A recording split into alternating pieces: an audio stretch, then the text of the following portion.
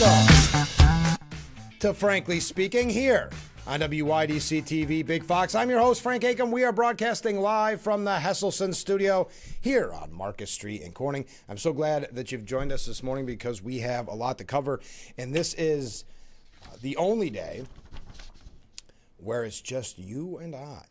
Tomorrow's broadcast, we'll be talking with Chemung County Executive running for re-election, Chris Moss. On Thursday's program, we'll be talking with Joe Sempolinski, former congressman, current assemblyman, and current chair of the Steuben County Republican Committee. As you know, primaries are coming up a week from today. Early voting has begun, but primary day a week from today. So we go back to who we just mentioned, Chris Moss is facing Mark Margison in that Republican primary. Whoever is successful will then be the executive. There is no general election race. There is no Democrat vying for the spot. So primaries have some huge implications this year, even at the local level, where you may, as a Republican, now if you're a Democrat, you've got a state comptroller's race, you've got a congressional race, but if you are at the local level, it's very likely that there'll just be two people on the ballot, and whoever is successful there will most likely be victorious. So you could argue that the primary this year is as big, if not bigger, than the general election. Local elections are for Republicans only, and you have two vying for the town supervisor in Campbell. You have two people vying for town justice in the town of Corning. In Irwin, you have two people running for council. In Lindley, you have two people running for town supervisor and two people running for highway superintendent. And finally, in Rathbone, you have council members, two people running for a spot on the council. So mark your calendar. It's a week away. We'll do our best to remind you. But in many instances, the winner of that race will be victorious, and the general election will all be kind of for show at that point. So that's why it's so important for you to get out and vote on primary day. I know it's a little out of your daily schedule, if you will, but we'll do our best to remind you. Okay, because it's going to be a low turnout, so arguably your vote matters more in the primary than in other elections. But let's go to some viewer comments. Morning, Frank. Well, good morning. I see that Fox is looking to purchase Roku. Are you aware of any changes that might come as a result of this potential purchase? Any changes to the programming or maybe charging for subscriptions? No, it's relatively new. This story broke yesterday, I want to say morning, that Fox Corporation is looking to buy streaming giant Roku in a blockbuster deal valued at roughly $22 billion, which would create a media powerhouse that the company say will become the third largest player in U.S. television by share of viewers. The acquisition, first reported by the Wall Street Journal, brings together Fox's portfolio of live sports, news, and entertainment programming with Roku's streaming platform and connected TV operating system, which reaches more than 100 million households worldwide. Fox CEO Lachlan Murdoch touted the merger as a transformational move as competition for streaming audiences intensifies. The deal combines the most valuable live content portfolio and video consumption with a preeminent streaming platform. Fox Corp is sister company to the New York Post, where we are reading this, and the parent News Corp. Now, the acquisition marks one of the largest media deals in recent years and gives Fox a direct foothold in the connected TV market as legacy media companies race to secure scale in streaming. Paul Hardit, a clinical professor of marketing at New York University's Stern School of Business, said it gives them direct access to millions of connected TV homes and thus a more direct relationship with consumers and the ability to advertise directly and with more targeted data than they can as of today. So not a lot is known how they will adapt or change Roku, but that is the deal that was announced yesterday. But thank you. Continuing with viewer comments. Forgive the following divergence, but as a longtime soccer player and avid fan, I have to say that the goaltender for Cape Verde is a world-class goalkeeper. As I'm watching the match between them and Spain, he has made some absolutely incredible saves. Another thing, since Spain has controlled the game for at least 90% of the time in Cape Verde's half of the field, Cape Verde's defense is also deserving of recognition. With only 6 minutes left in the game, the score remains 0-0. I'm glad people are watching the World Cup right here on Fox. Final score, Cape Verde 0, and the socialist but also favorite Spain 0. Hooray for the Cape. Incidentally, Spain was and is one of the teams that is favored to win the World Cup. And one last parting shot.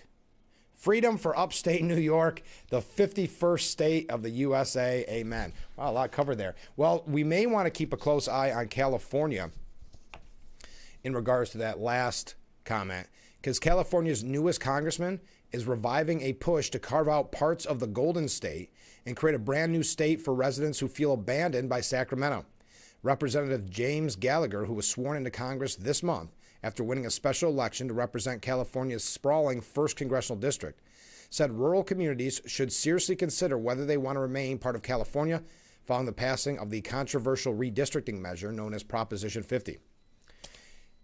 The congressman said, "I think we have to seriously consider whether or not we want to continue as a part of a state like that, right? And that maybe we want our own self-determination." The Republican lawmaker argued the U.S. Constitution provides a path for new states to be formed and suggested the effort would begin with counties and local governments formally backing the idea before eventually seeking approval from both the California legislature and Congress. Saying, quote, "I don't think this is something that would happen overnight, but I do think it's something that should be a serious discussion. If it continues to move forward, I think we do look at taking the next step. Maybe it's introducing some federal legislation providing for that federal consent." Gallagher did not specifically say which counties would ultimately leave California, though he said 6 counties have already said that they do support the concept and have signed on to a resolution he previously introduced. The proposal echoes the decades-old State of Jefferson movement, an effort largely centered in far northern California and southern Oregon that argues rural communities have been overshadowed by the state's urban centers, and that's very much what is happening when we talk about upstate and downstate New York. Many conservatives in those regions say they have long felt ignored by Sacramento and argue their interests from water rights and timber revenues to wildlife management and agriculture are routinely sacrificed in favor of policies crafted for coastal metropolitan areas. So we'll have to keep an eye on that and maybe use that as a roadmap to how we can do things in New York. Okay, and since that viewer brought up soccer, why not? Iran's manager Amir Galoni said his team was told it needed to leave Los Angeles immediately following its 2-2 draw against New Zealand on Monday night. He said he was not given a reason and left unsaid who made the decision. The Iranian team initially planned to stay in California after the game for recovery and return to its base camp in Tijuana, Mexico on Tuesday. Galino said, "They didn't even give us time to recover after the game today.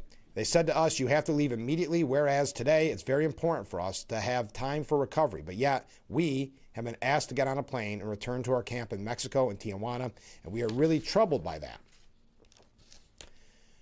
Iran's very participation in the World Cup was in question until the last minute due to its war with the U.S. and Israel. So he continued and said, "Perhaps our team is the most oppressed one in the whole World Cup.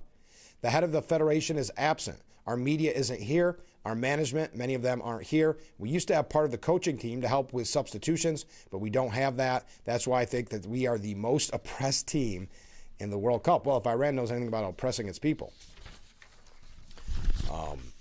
And I see that some Iranian World Cup soccer fans did something that was banned, but went in protest anyway and waved the pre-revolutionary flag inside the stadium despite the ban. Ahead of Iran's World Cup opener against New Zealand on Monday, hundreds of demonstrators rallied outside the stadium to protest the Iranian regime. Inside SoFi Stadium, the pre-revolutionary Iranian flag was visible throughout the crowd, with fans displaying it on flags and T-shirts alike. Now, FIFA said the pre-revolutionary flag violated their organization's code of conduct, which states banners, flags, flyers, apparel, and other paraphernalia that are of a political, offensive, and/or discriminatory nature will not be allowed at an event at event venues in a decision that was made back in May. Interesting, a pre-revolutionary flag would fall under that category.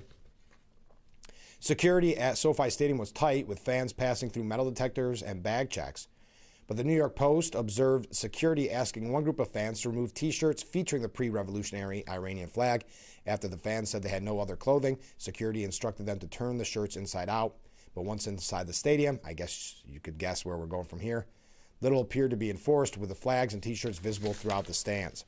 Some Iranian fans also turned their backs to the field when the national anthem was played. Large crowds waving Iranian flags and wearing red, white, and green as they voiced opposition to the Islamic Republic all gathered outside the stadium before kickoff.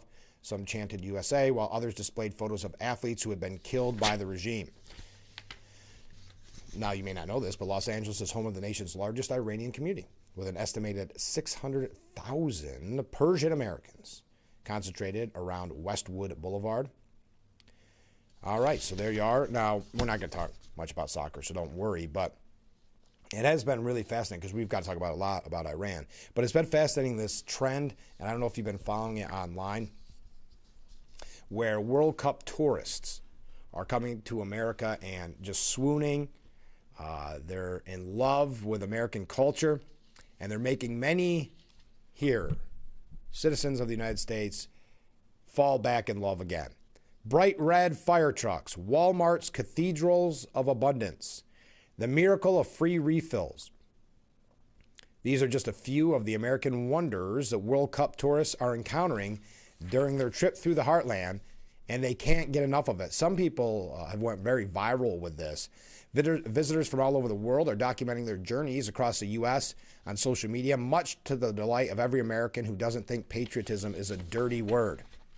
We're still learning that many people in the media think it's a dirty word. Many people think the UFC fights on Sunday were a display in that ugly patriotism.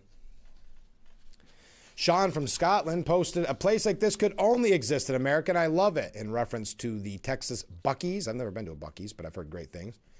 "The vibes are insane," exclaimed Freddie from Germany. And Elsa from Sweden is demanding, why did no one tell me ranch sauce is like crack?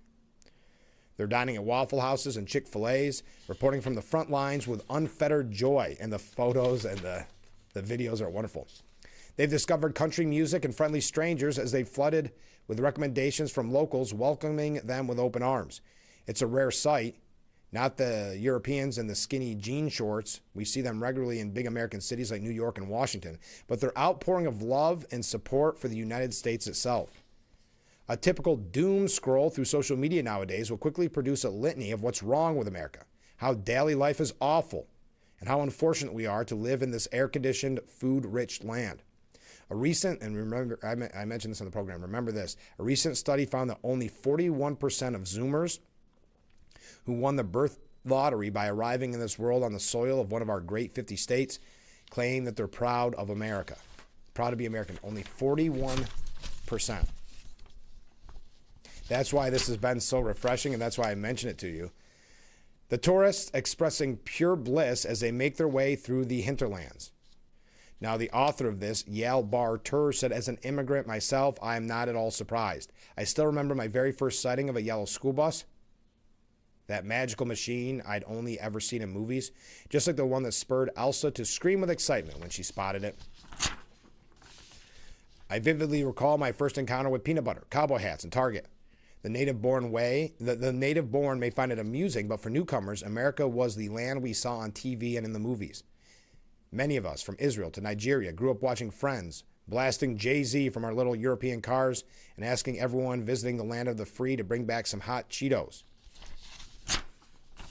The cultural influence of America is evident in the fact that many of us speak English so well, and is seen in the clothes we wear, the stars we look up to, and the dreams we pursued, many of which could only be fulfilled here in the United States. Some Americans may look down their noses at the stars and stripes in our eyes, quickly pointing out what's wrong here rather than what's right, as 1 in 5 Americans did recently when asked by the Pew Research Center what makes them proud of their country. So maybe more Americans should set their phones aside for a while and visit the mountains of Washington or talk to strangers in Texas to see this place through the eyes of those who marvel at all we've taken for granted. Not only is our homeland jam-packed with lovely sights, it's also the land where we could say whatever we want, buy whatever we want, and vote however we like. It's a place where parents worry about where to send their children to school, not whether to send them to war. A place where people who once had to line up for food they could barely afford and now have a hard time choosing from all the soda options at the Five Guys self-serve. It's the land of friendly faces, nerds, gummy clusters, and for the most part, clean and safe streets. Next time you see a gray squirrel, get stuck in traffic behind a yellow school bus, or pass by a Texas roadhouse, think of the thousands of people around the world whose phones are now bursting with photos of these everyday attractions and who are already planning their next visit to the place we're fortunate enough to call home. I just thought that was a wonderful piece, and not to spend that much time on it, but kind of maybe kick off on a positive note, because we've got, especially when we talk about media coverage of the Iran deal, which we don't know much about yet, but you would already think we knew all about it, and the media hates it, and some on the right hate it, a lot on the left hate it. We're going to talk about that. One last soccer thing, and I know I'm running late. German's Chancellor, Friedrich Merz, has a belated birthday gift. Why did I say that word? For belated birthday gift for President Trump. A Germany soccer jersey with the number 47 on the back and Trump written on it. Friedrich Merz gifted it to the president at a meeting Tuesday. What was the... Okay. I was going to go on a tangent. What was Lucy's neighbor? And I love Lucy. Kind of close to Friedrich Merz, isn't it? Merz gifted it to the president at a meeting Tuesday the G7 leaders were having with Ukrainian President Zelensky. Before the meeting formally began, Merz made his way to a seat where he picked up the gift and took it to Trump, holding it up to show off the number and presidential name. All right, there's enough on your soccer updates, but I'm so glad that you're enjoying the World Cup right here on Fox. We've got a lot to cover. We're going to talk about Iran. We do have a few New York State issues. Keep those waves, keep those comments coming in, and we'll be right back with Frankly Speaking here on WYDC TV. Big Fox, stay with us.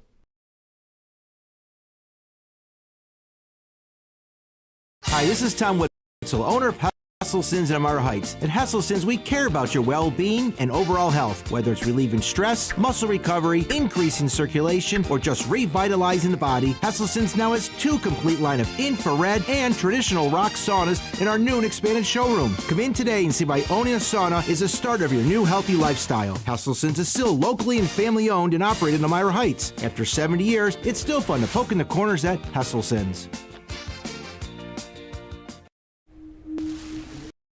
I had to pack up all my things. I had to leave my home.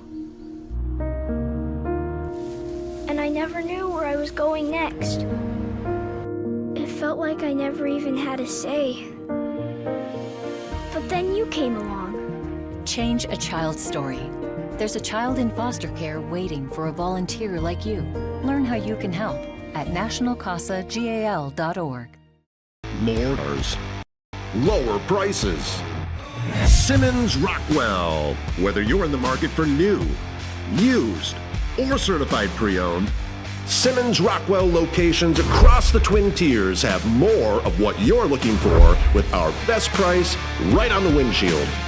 Make car buying simple when you drive your deal at a Simmons Rockwell location near you, where you'll always find more cars at lower prices. Hi, I'm meteorologist Brandon Weathers. Enjoy a pleasant and comfortable day out there with some sunshine, topping off around 76 degrees. Overnight, we will see temperatures in the low to mid 50s with a few showers possible. Additional shower and thunderstorm chances on Wednesday in the upper 70s. Then, as we look at the later part of the week, there will be a system crossing the area, bringing some rain chances and changes to our temperatures. Looking at a Frankly Speaking Roof Cam, brought to you by Boss Security in Horseheads. Contact them today for all your business and home security needs. And we are back, broadcasting live from the Hesselson studio here on Market Street in Corning. By the way, I looked it up because we were talking about German Chancellor Friedrich Merz. I was pretty close. It had been a while since I watched I Love Lucy. The neighbor was Fred Merz with a T. I wonder if he went by Frederick Mertz. All right, close. All right, comment from a viewer. Good morning, Frank. Well, good morning. I know it is. That looks like a chilly face. Is that right? Yeah, it's a little chilly this morning. I think Rosie is even having a change of heart. I hear she's back in the States, USA. I don't know if that's a win for the United States. Is she back? I know I've seen a couple of posts about her on various show prep places I go, but I didn't really dive into it, but that's interesting.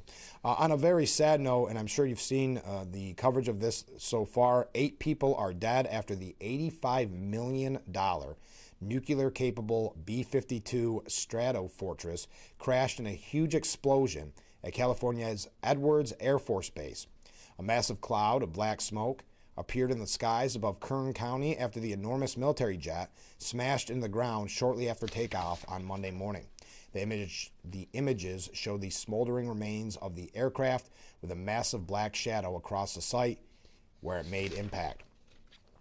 Several hours after the crash, Several hours after the crash, the base announced 8 had been killed in the crash, saying in a statement, an Air Force B-52 Stratofortress carrying 8 people on a routine test mission crashed today shortly after takeoff at 11:20 a.m. Initial indications are the crash was not survivable. Emergency response personnel are on scene and officials are working to account for all personnel. Colonel James Hayes called the crash tragic and unsurvivable in a press conference Monday afternoon. Hayes announced the 8 people on board included a mix of uniformed military personnel, government civilians, and government contractors. The plane was doing a test mission. Hayes said the aircraft went down immediately after takeoff and the crash was contained within the Air Force Base.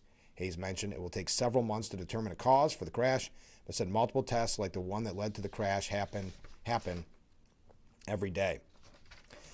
Saying, my thoughts are with the victims, their families, and the entire Edwards Air Force Base community impacted by this tragic accident. Grateful to the first responders and emergency crew currently on the ground, said Governor Gavin Newsom. In an update, the airfield has been closed and all inbound aircrafts are being diverted. All non-commercial visitor passes have been suspended until further notice to allow the installation to focus entirely on emergency response operations. So sad note there. Okay. On Iran yesterday, oil prices sank to their lowest levels in months after Trump touted the Iran deal to reopen the Strait of Hormuz. Brent crude oil prices dropped 4.8% Monday to settle at $83.17 a barrel, while West Texas intermediate crude plunged nearly 5% to $80.75. Jeez. $80.75 a barrel. U.S. oil had briefly dropped below the $80 mark for the first time since March in early trading. Though still higher than pre-war prices, the crude benchmarks fell to 3-month lows after earlier hitting as high as $126 a barrel during the Middle East conflict. Currently, prices at the gas pump are hovering around $4.06 per gallon, according to the latest data from the American Automobile Association. If the peace holds, expect gas prices to begin dropping over the next 1 to 2 weeks in response to the decrease in crude oil prices, said Matthew Renzner, a senior national security analyst at the Center for Maritime Strategy. However, it will likely take several months for gas prices to reach their pre-war levels. The uptick in oil tankers transiting the strait in the coming weeks will increase the global crude oil supply and lower prices, but it'll take some time for maritime traffic to fully resume, and many Gulf states suffered significant damage to their oil and gas infrastructure during the war, which will take time to repair. The signing of the peace framework should provide some immediate relief, but consumers should still anticipate paying above average rates for gasoline for the foreseeable future. Okay, did you see Hakeem Jeffries? I actually thought it was AI. I know I'm running late, but we're going to go with it anyway. Hakeem Jeffries, when I saw the clip online, I said, well, this is AI. But House Minority Leader Hakeem Jeffries was confronted yesterday over high gas prices under the Biden administration when criticizing President Trump for skyrocketing gas prices. He was on Good Day New York. So it wasn't on one of the major morning shows, but it was on Good Day New York. Jeffries said it was a reckless war of choice that has obviously cost the American people significantly, particularly as it relates to skyrocketing gas prices in an environment where the cost of living was already too high. After Jeffries emphasized the importance of solving our own problems in America, co-host Rosanna Scotto reminded him that former President Barack Obama and Joe Biden also saw high gas prices during their terms. Scotto said gas prices were up under Obama too, and Biden, right? While Jeffries attempted to answer, Scotto pressed, didn't we have gas prices over $5? Jeffries said, well, there was gas prices in the immediate aftermath of the pandemic situation. Scotto then interrupted, saying, I remember eggs were like $12 a dozen. Then, because you can't push back too much in the media, they switched to the Knicks championship.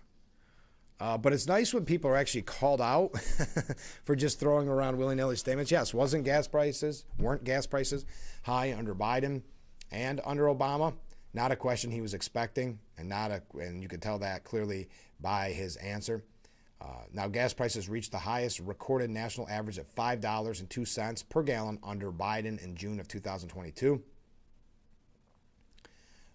Gas prices under President Trump peaked last month at $4.50 per gallon, but have steadily declined over the last few weeks as the negotiations continued. There is a lot of criticism, and I want to hear your thoughts on it, a lot of criticism of the president's deal, even though we haven't seen it yet. So I think proving the point that a viewer made yesterday, that no matter how this unfolds, Trump is going to be criticized and it's going to be called a bad deal. We're seeing that from the media, even though we don't have the specifics on it. Yeah, so I'd love to hear your thoughts on that. Keep those waves, keep those comments coming in. Do I have everything covered? I think I do. We got to take a short break. Stay with us. We'll be right back after this.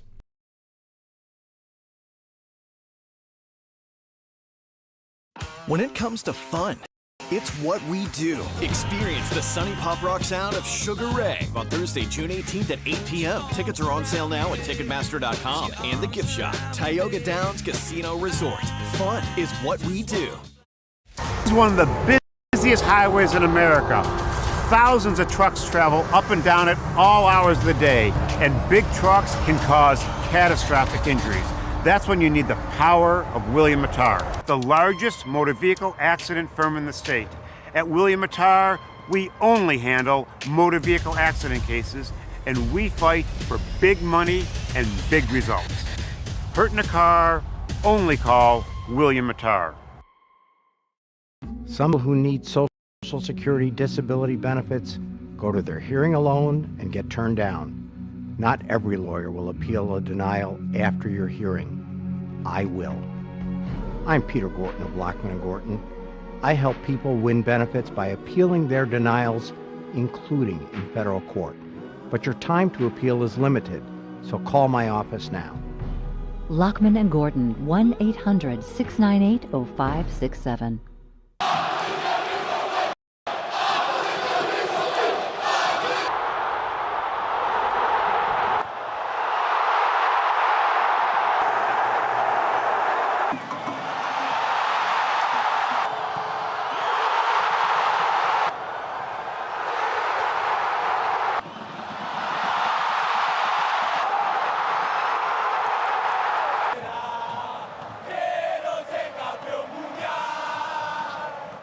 When it comes to fun, it's what we do. Experience the Sunny Pop Rock sound of Sugar Ray on Thursday, June 18th at 8 p.m. Tickets are on sale now at Ticketmaster.com and the gift shop. Tioga Downs Casino Resort.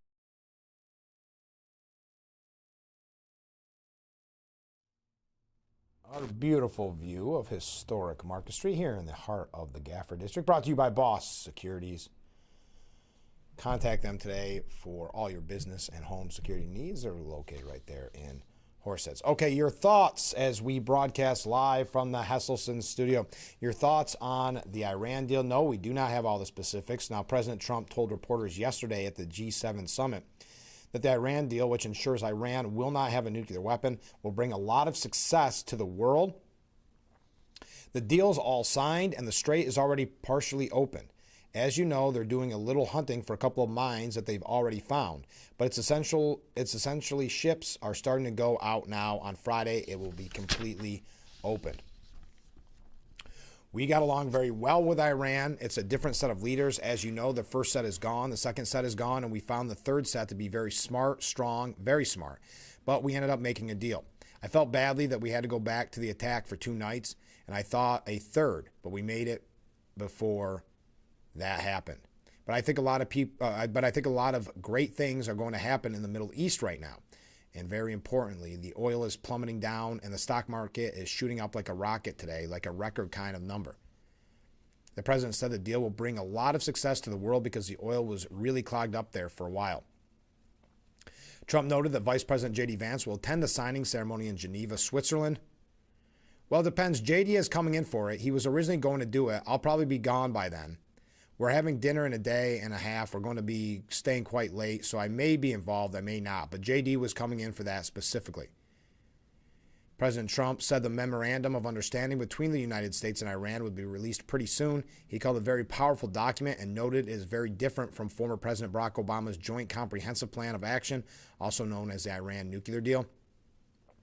Macron said Trump's very important deal will fix the nuclear issue and that Iran is committed to ending its pursuit of a nuclear weapon, and noted that France is preparing to take its fair share of the burden and be part of the commitment of the international community in order to support this deal. Now, J.D. Vance warns that Trump would resume bombing Iran if the regime breaks their obligations in this deal.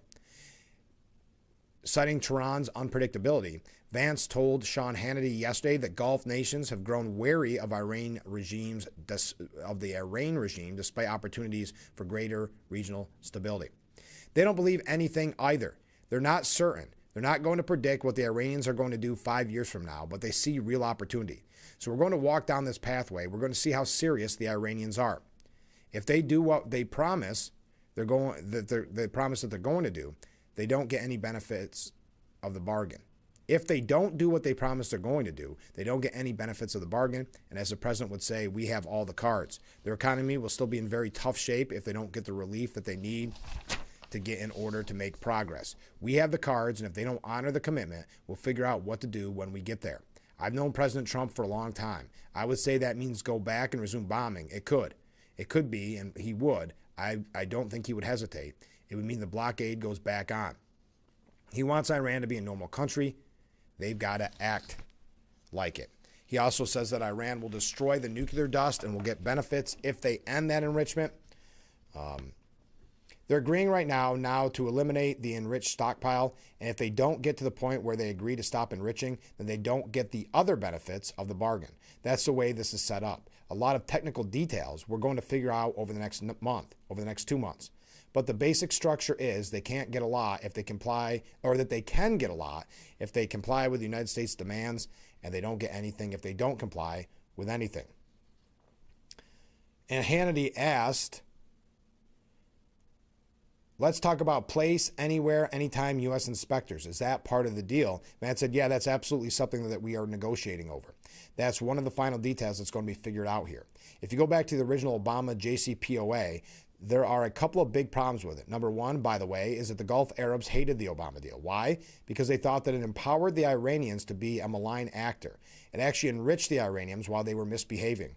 This deal, the Gulf Arabs love because they know that this is the kind of deal that could fundamentally transform the Middle East.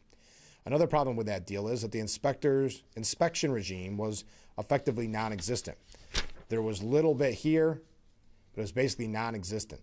This goes back to our fundamental principle that if they show verifiable commitment, and that means a real inspection regime, then they can get the benefits of this bargain.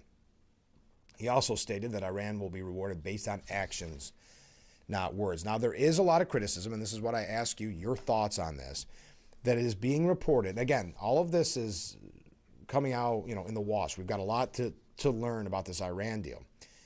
But Iran is poised to attract up to $300 billion in investments from the very Gulf states it targeted with drones and missiles throughout the more than 3-month-old war, if it gets its act together, said J.D. Vance. Vance told CBS News yesterday that's the sort of thing that could have access to, funded by the Gulf Coast Coalition, so long as they honor their end of the obligation. So it would be called a $300 billion reconstruction fund. Now, keep in mind, $300 billion, about the same amount of money of the New York State budget. While the vice president made clear that the funds meant for Iran's reconstruction will only be paid upon Iran meeting certain requirements, critics are skeptical as the Memorandum of Understanding's text has yet to be released, and Iran has not acknowledged the conditions attached to the funds. Vance said, we absolutely are open to the Gulf Coast countries investing in the reconstruction of Iran, but only if Iran ends their nuclear program, ends their enriched stockpile material, and is really open to an inspection and enforcement regime that gives the American people confidence they're never going to have a nuclear weapon. Iranians don't get a dime unless they behave and change their behavior. It will never get a dime of American taxpayer money ever. Full stop, not even close. We won't get into the whole full stop thing. But that's a very important note to make, as you're going to see the media's criticism of this, that this is not paid for by taxpayers. Senator Lindsey Graham has signaled his skepticism of the MOU, and we're going to talk about some of the skepticism, some of the media attacks on this when we return. He posted on Twitter that the idea of a $300 billion reconstruction fund, given who is in charge of Iran, seems to be tone deaf. It'd be akin to a Marshall Plan for Germany with the Nazis still in charge. But by Monday, the hawkish Senator, Lindsey Graham, said he expects the Trump administration to release the text so he wouldn't have to rely on Iranian propaganda reports. Provided the MOU actually says what the White House is claiming, Graham said the proposal, as envisioned by the Vice President and the Trump administration to end the Iranian conflict, would be transformative for the region and a major achievement leading to broader peace. So there we are. That's a kind of a quick update. We have a couple other things, but I think that's a very important quote from the Vice President. They will never get a dime of American taxpayer money ever, full stop, not even close. The American media literally picks up talking points and propaganda from the IRGC that has no support in the text of the agreement, and we've actually negotiated and no basis in reality. All right, we got some other things on here about Vance. We're moving right along here. We're covering a lot this morning. Keep those waves, keep those comments coming in. A little quiet out there. That's okay. Tuesday morning. It's a little chilly out there. Maybe you don't want to get out from underneath the covers. Stay with us. We'll be right back with Frankly Speaking after this. Home isn't just a place on a map. It's where we raise our families, where we work hard, where we look out for each other. Chemung County has always been built on grit, not excuses. And when something matters this much, you don't walk away from it. You stand up, you show up, you fight for it. Home is worth fighting for. I'm doing this for my family and the families of Chemung County.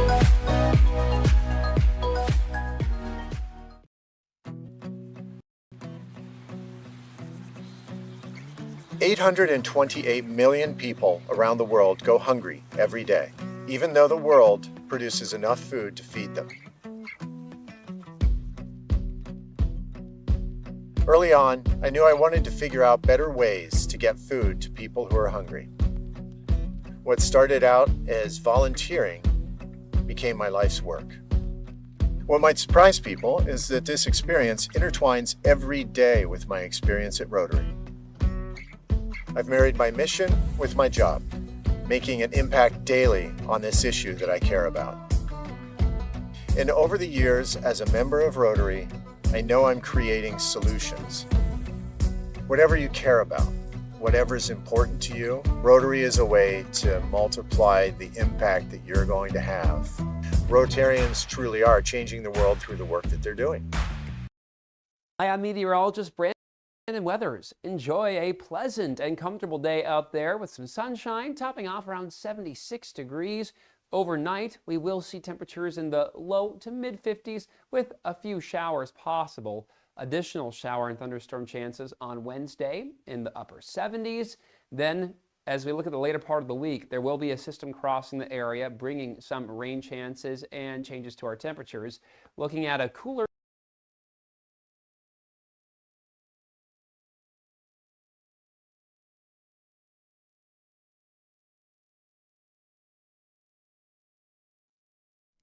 The Frankly Speaking Roof Camp, brought to you by Boss Security in Horseheads. Contact them today for all your business and home security needs. We are back, broadcasting live from the Hesselson studio here on Market Street in Corning. Ken has a comment. He said, wouldn't it be amazing if the legacy media started reporting the news unbiased? But we know that will never happen. As an alternative, there is something that we could do if enough people got together and forced a referendum to be put on the ballot for the next national election. We could make it a crime for any politician to lie to the public. The penalty would be expelled from public service forever and a mandatory 5-year jail sentence. These people work for the entire electorate, not just for one side or themselves. I mention this because no matter what the Iran deal is, the Republicans will say it is a great deal and the Democrats will say it's a horrible deal. How are their bosses, the people that pay their salaries, to know what the truth is? Here's a problem I have with it, Ken. I get what you're saying. Who gets to decide what the quote-unquote lie is?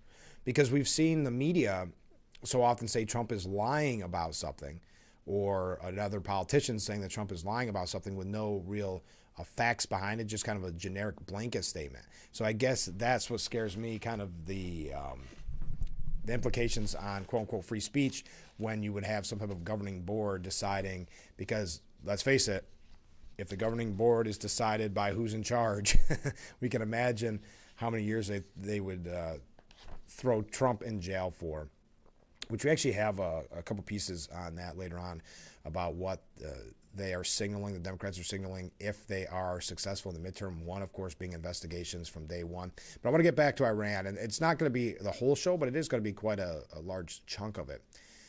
As I said, J.D. Vance said the proposed U.S.-Iran deal will usher in a new day for the Middle East. The agreement says they are not getting a single dime of American money, he said. What the agreement does say is if the Iranians behave and there are sanction relief, and if the Iranians are integrated into the world economy, we would invite other countries, not us, but other countries to invest in their country. This was based on the report that a proposed $300 billion fund is under consideration to rebuild Iran. The Iranians don't get a dime unless they behave and change their behavior. Iran's deputy foreign minister, Kazem Gharibari, said this memorandum does not mean trusting the enemy. It has been written with active distrust. The vice president insisted that Iran has a real opportunity to transform the regime's strained relationship with the U.S. I think they see there's a real opportunity here to turn over a new leaf as long as they do the right thing. If the Iranians are willing to change their ways, if they're willing to behave like a normal country, stop trying to build a nuclear weapon, stop trying to fund terrorism all over the Middle East, then we are willing to actually fundamentally transform our relationship with them.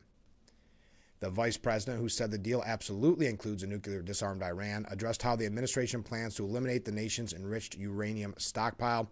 What we're going to do is destroy the highly enriched material, the nuclear dust, and we're going to do it with the Iranians. Trump wants us to work with the Iranians, with the international organizations, to destroy that stockpile of enriched materials.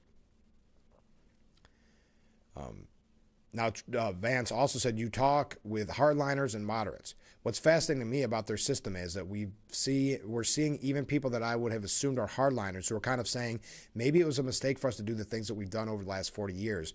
Maybe we should turn over a new leaf in that relationship with the U.S. Now that, of course, raises some concerns on both sides. There definitely are some concerns over this deal because nothing is truly known in regards to the specifics of it yet. As the Post put, there is still a mysterious deal. This mysterious deal leaves a lot of work undone at best. So there's criticism coming from the left and the right, and that's why I would love to hear your opinion on it this morning. But aside from the vast damage the war did to Iran's military assets and the death of so many of the ruling cabal, this memorandum of understanding seems to leave things right back where they were before the bombs started dropping. Do you agree with this? That is, Tehran hasn't actually agreed to give up its nuclear program or its support of terror groups like Hezbollah and Hamas, but only to talk about it all some more. Maybe the full MOU text makes things look better or worse. The fact that it's still a mystery isn't encouraging. When does the world get to see it? If the Strait of Hormuz really opens, it'll be one good thing. But the planned 60 days of talks could still yield a serious win for Tehran. The White House says those negotiations will settle the details of Iran destroying its enriched uranium, ending its nuclear program forever, and its terror funding too. But what if they don't? And what might U.S. diplomats give away along the way? The last few months have proved that Iran's rulers are more willing to take far more pain, or to at least have their citizens suffer, than American leaders, especially ahead of the midterm. That's a huge edge for Tehran in the negotiations. Plus, the Iranians are masters at drawing out talks, steering them into ridiculous side issues, reversing concessions they'd supposedly committed to, adding new demands at the last minute, and so on. Per some reports, they pulled that trick last Sunday as the Americans wanted to announce a deal on President Trump's birthday. Iran said it's won U.S. recognition of Iranian Omani sovereignty over the Strait of Hormuz, an enormous coup as it means accepting the tolls that Trump has rightly called unacceptable. Maybe that's pure propaganda, but we have nothing more to go on without the full MOU text. At the least, Iran remains positioned to close the strait again whenever it likes, and certainly to threaten the move on a regular basis. Trump wasn't willing to force a Hormuz opening these last 2 months. Why would he ever be?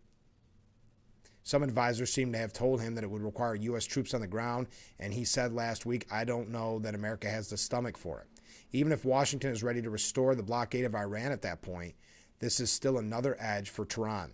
And Trump's January help is on the way promise to the Iranian people is plainly a dead letter.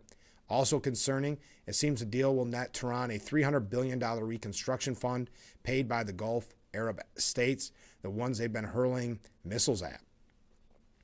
And if any of the cash transfers before Iran makes a hard delivery on giving up its nuclear program, including handing over the nuclear dust, then that's an outright win for the regime. One more worry, Iran claims it's a ceasefire violation if Israel responds to the missiles Hezbollah keeps shooting at it. And Trump's gripe about Jerusalem's actions suggests he won't just tell Tehran to stop. No nation can sit by when enemies attacks force 50,000 of its citizens to evacuate. If Israeli self-defense will really blow up the deal, it won't last 60 days. All signs point to this agreement being cooked up by administrative figures Steve Witkoff, Jared Kushner, and J.D. Vance, who care more about the stock market and online optics than Iran's threat to the world. Reports suggest that reasonable voices like Marco Rubio and John Ratcliffe weren't consulted or had their concerns ignored. More than 2 months ago, Trump told the world the two sides were within 2 weeks of a deal on all the issues. He's since insisted dozens of times that an agreement is nearly there. Yet now, all he has is Iran's promise to talk for 2 more months, albeit with the strait open, in exchange for at least an end to the U.S. blockade.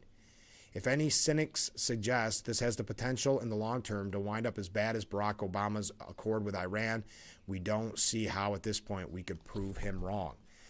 Your thoughts on that? That was from the New York Post, a more conservative outlet. We have a couple other, I would say, negative stories on Trump on this, and it's not just what I find interesting. It's not just the legacy media. It's not just the CNNs of the world, NBC, ABCs. It's a little bit of everybody. This isn't going to be our only focus. We do have some New York State issues. We have some other issues as well. We're moving along quickly this morning. We're nearly done with hour number 1. Stay with us. We'll be right back with Frankly Speaking after this.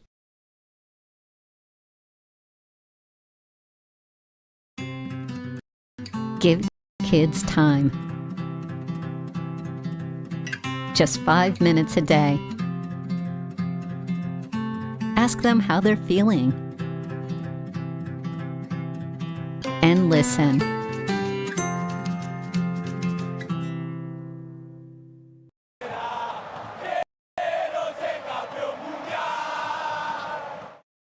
Happens when a community comes together for a great cause. Something incredible. Our spring fashion show sold out in just 15 days, with more than 130 tickets sold. Partnering with Lucky You Women's Clothing Outlet, the runway was filled with smiles, confidence, and fun for everyone. Thanks to our amazing sponsors, volunteers, supporters, and guests, we raised over $4,000 for Bompa's House and are honored to support the care and comfort they provide our community. Serve Credit Union is proud to be celebrating 70 years of serving members in our communities. And what better way to celebrate than to pass along some savings to you? Now through September 30th, take 0.70% APR off our current auto loan rates. And we're gifting a $70 gift card to all auto loans over $10,000 to help buy your first tank of gas. Apply in person, online, or over the phone, and start enjoying the benefits of teaming up with Serve You Credit Union. Thank you for giving us the chance to serve you since 1956. Visit our book page at Big Fox News for real.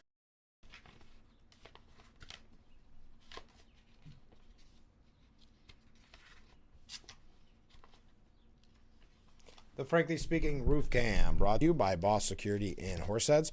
Contact them today for all your business and home security needs. We are back, broadcasting live from the Hesselson studio here on Marcus Street in Corning.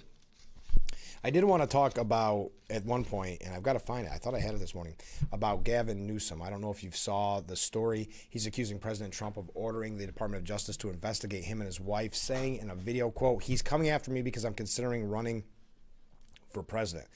But there seems to be a little bit more behind that, and we're going to talk about that. We also have, oh wow, we got some other breaking stories that we'll get to here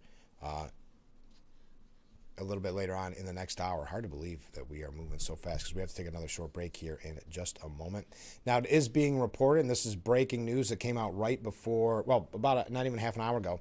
The FBI thwarted an explosive drone attack against Sunday's UFC Freedom 250 event on the White House lawn and have already taken 5 suspects into custody.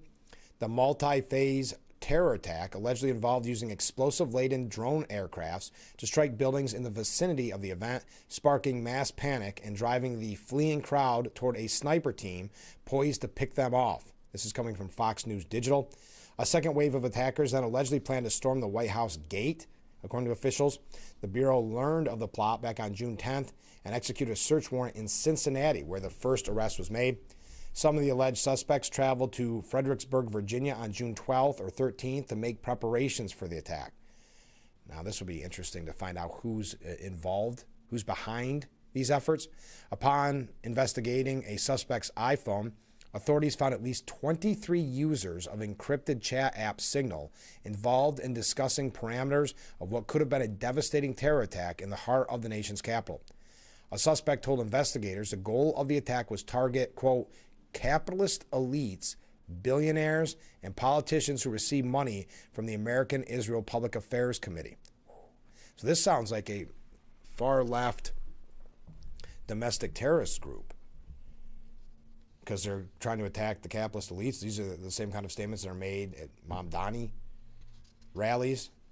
Thanks to the rapid action of this FBI, our partners, and the Department of Justice in a multi-state operation, multiple individuals are now in custody and allegedly planned attacks were stopped cold, said Kash Patel. The high-profile combat sports extravaganza, as you know, had about 4,300 people attending, including 1,200 active duty service members. So, wow, what a scary situation, and we're glad the FBI was there to stop it. All right, we got to take a short break. Then we're going to get back to Iran, a couple other things as well. So stay with us. We'll be right back as we get ready to wrap up hour number 1.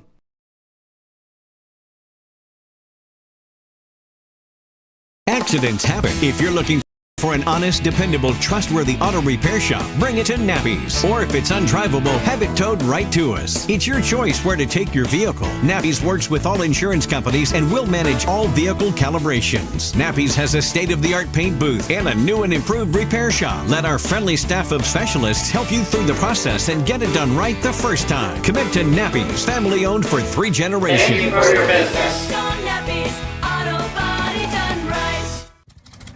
There have always been a few, ready to fight and win. Since 1775, these few have been Marines, and they come from across this land to defend the future of our nation. This year, our Corps celebrates 250 years, and Marines are proud to serve this country, each other, and all that is still to come for America. Hi, I'm meteorologist Brandon Weathers. Enjoy a pleasant and comfortable day out there with some sunshine, topping off around 76 degrees. Overnight, we will see temperatures in the low to mid-50s with a few showers possible. Additional shower and thunderstorm chances on Wednesday in the upper 70s. Then, as we look at the later part of the week, there will be a system crossing the area, bringing some rain chances and changes to our temperatures. Looking at a cooler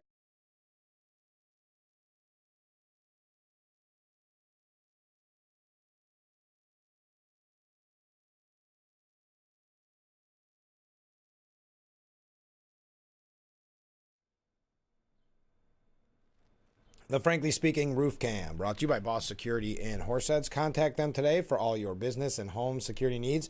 We are back, broadcasting live from the Hesselson studio. Mark writes in and says, good morning. Well, good morning, Mark. Like I said yesterday, they will bash Trump no matter what he does. I'm glad the war's over, but the war Trump has with the left and the media isn't over. That's a very good point, Mark. There are quite a few examples of this when it comes to coverage with Iran. Senator Mark Kelly, who some believe is considering running for president, he also happened to be, well, it was reported from anonymous sources, who former President Obama wanted to take Biden's place instead of Harris. But he was asked about Trump's actions in Iran, and he said, I'm not surprised to hear that. I haven't verified it. Well, let me take a step back and let me read the question. Aaron Burnett said, I got to start with this new reporting coming out of Axios that U.S. intelligence has raised serious doubts about Iran's willingness to make the nuclear concessions. And the Director Ratcliffe of the CIA, the Secretary of State Marco Rubio, and the Secretary of Defense Pete Hegseth have all expressed concerns about the agreement. What's your reaction? Kelly said, I'm not surprised to hear that. Remember, nothing has been verified. We don't know what's in the deal. So it's all these anonymous sources at Axios, but we'll continue. I'm not surprised to hear that. I haven't verified that. I haven't seen the intelligence you're talking about. But, as I listen to, how you describe this agreement, this 1.5-page memorandum of understanding that is going to be signed and then 60 days of negotiation. I mean, the word that comes to mind to me is incompetence. I mean, just from the start of this thing at the end of February, earlier this year, I mean, the decision to go to war against Iran without a strategic goal or a plan, no timeline, no way to get out of it, not realizing or at least not accepting, the president not understanding that the Strait of Hormuz can be closed and what the consequences of that were. And remember when we got into all of this thing, it was initially about nuclear weapons. It was about regime change. So, just along the way, I think we're probably closer to the beginning of this than we were at the end of it.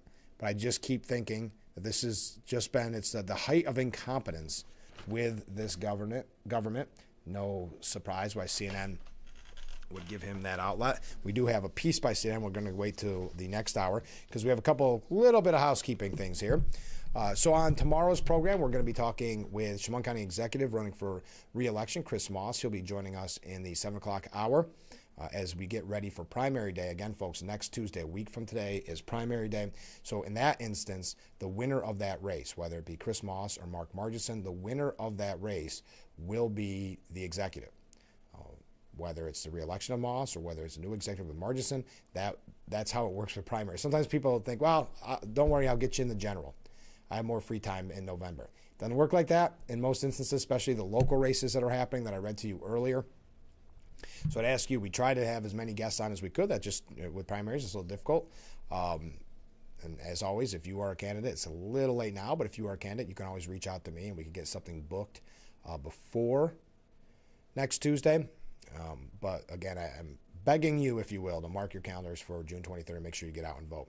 On Thursday, we're going to be talking with former congressman, current assemblyman, current chair of the Steuben County Republican Committee, Joe Sempolinski, fan favorite. He'll be joining us in studio on Thursday. We had him on a couple weeks ago while it was the end of session in Albany. We had him on Zoom to get kind of what's happening on the ground updates, but we're going to have him back in studio on Thursday. Then Friday, we're going to be talking with Steuben's Senior Services Fund about their upcoming, and we look forward to hearing about this every year, their upcoming Bubbly and Brunch event. So that'll be on Friday. Whew. That's a busy lineup. Today is the day, though. It's just you and I hope that you'll stay with us and keep those comments. Help me out by keeping those comments coming in, and we'll be right back with Frankly Speaking, hour number 2 after this.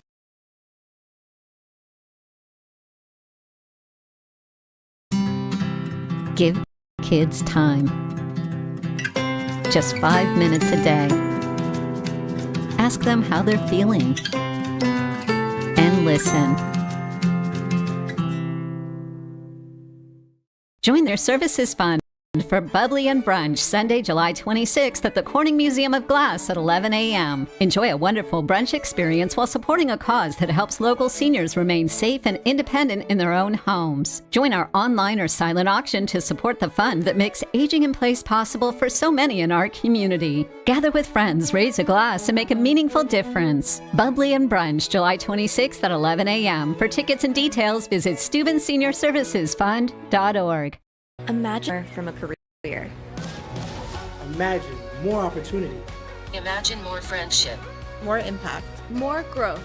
Imagine more fun. Imagine more purpose in every day. In supporting independence, building confidence, and creating connections. Imagine more for your future. A career that changes lives, including your own. Imagine more. Jobs are available at directsupportcareers.com. I'm right because Chemung County deserves better, and I'm ready to fight for it.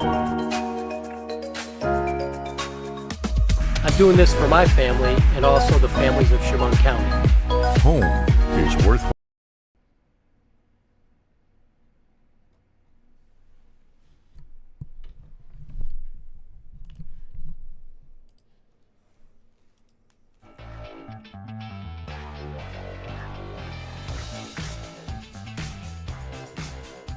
And we welcome you to hour number 2 of Frankly Speaking here on WYDC TV Big Fox. I'm your host, Frank Aiken. We are broadcasting live and proudly from the Hesselson studio right here on Market Street in the historic Gaffer District. We were talking about Iran. We have a couple of other things that we do have to move on to, but just the media over, and it's not just on the left, it's on the right as well, not necessarily happy or at least a little concerned about what could come from this memorandum of understanding. Jatan Saya writes for the New York Post saying President Trump announced that he signed that agreement, okay? While the details, including the sequencing of concessions such as sanction relief, are yet to be publicized, the Iranian people remain absent from the agenda, and that is a problem. The true path to lasting regional stability runs through the Iranian people, the regime's primary existential threat, and the Middle East's largest anti-Islamist and most pro-American and pro-Israeli population. Unsurprisingly, Tehran's propaganda machine is already spinning the narrative, declaring victory and claiming it was able to impose its will on the U.S. But Washington's failure to publicize the deal means many Iranians are hearing only the regime's side of the story. With restrictions from Iran's longest internet blackout beginning to ease, Trump now has an opportunity to speak directly to the millions of Iranians who viewed the latest conflict as a campaign against the oppressors. The Tehran regime has suffered a heavy blow, with numerous senior military figures eliminated and its missile infrastructure decimated. The Islamic Republic's supreme leader, Ali Khamenei, was killed on the first days of the latest conflict, and officials kept his funeral on hold for more than 4 months amid fears over the security situation. The tyrant's death marked a moment millions of Iranians had waited nearly 4 decades to celebrate. As the news spread, anti-regime chants echoed from rooftops while men and women danced and set off fireworks in cities across the country. Trump broke away from his predecessors when he spoke directly to the people of Iran on the first day of the conflict, saying, "The hour of your freedom is at hand. America is backing you with overwhelming strength and devastating force." Now, I'm not going to get too much more into the specifics of this. But the Islamic Republic and the Iranian people are not the same. President Trump has said so in the past, and he is right. Now is the time for him to remind Iranians that Washington still knows the difference. Elliot Abrams writes, the Iranian people have been forgotten. With most aspects of the Iran deal are ambiguous at this point, its abandonment of Iranians is sadly clear. Many aspects of the Iran deal announced on Sunday are unclear or non-existent. But one key aspect is now crystal clear. The American agreement with Iran completely abandons the Iranian people. We are but weeks away from celebrating our own revolution to gain popular rule.